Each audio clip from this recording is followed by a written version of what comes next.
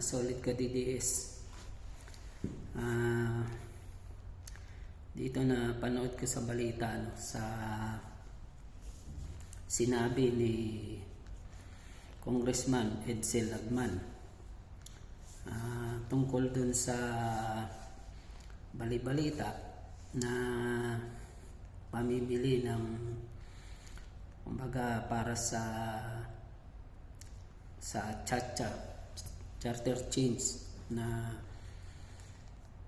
nagbibigay ng mga tig-100 piso sa mga tao Luzon, Visayas, Mindanao para lang tapos may pipirmahan para katunayan na bumoto sila bilang pagpapalit ng 1987 Constitution. Ano rito buti binulgar din ni Edsel Lagman. Kaya ngayon sumasaludo ako kay Congressman Edsel Lagman at kay General Bato de la Rosa at kay Senator Amy. Kay Senator Bato de la Rosa at kay Senator Amy Marcos. Yung ibang senador dyan parang walang kibo. At salamat sa mga tumututol sa ganyan. Kasi maling-mali naman talaga at ba't kailangan mong suhulan ng mga tao para lang sa sarili mong ambisyon. Hindi naman natin maipagkakaila, no? Alam naman ng lahat na kahit si Senator Amy hindi niya lang pangalanan ng diretso. Alam naman natin ang tinutukoy niya. Ang pinsan niyang si Tambalustos, Martin Romualdez. Dahil lang sa ambisyon sa politika, ginagawa ang lahat para lang mapabango sa taong bayan. Pero ang hindi niya alam, mulat na ang taong bayan ngayon. Hindi na ganun na ngayon may social media na. Kaya lahat ng ginagawa ng politiko o ng isang tao mabilis nang kumalat at nalalaman na agad ng taong bayan. Kaya tambaluslos ikaw sa sarili mong interes, hindi nyo man aminin, ikaw talaga ang may pakana nito.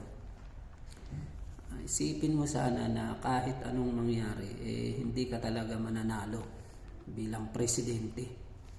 At hindi ka uupo yung sinasabi na ni Senator Amy na may taong may balak na maging prime minister. Hindi mangyayari yan kasi magkakagulo ang taong bayan.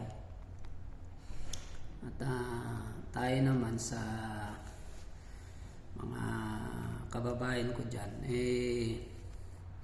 huwag kayong papasilaw sa napakaliit na halaga pera. Yung 100, hindi nga makabili ng 2 kilong bigas yan. Hindi nga makabili ng 1 kilong galunggong. Huwag kayong basta-basta papasilaw o papabulag dyan sa maliit na halaga. Huwag nyong bago kayo pumirma, kung hindi nyo alam yung pinipirmahan nyo, tanungin nyo muna yung nasa nakakaalam.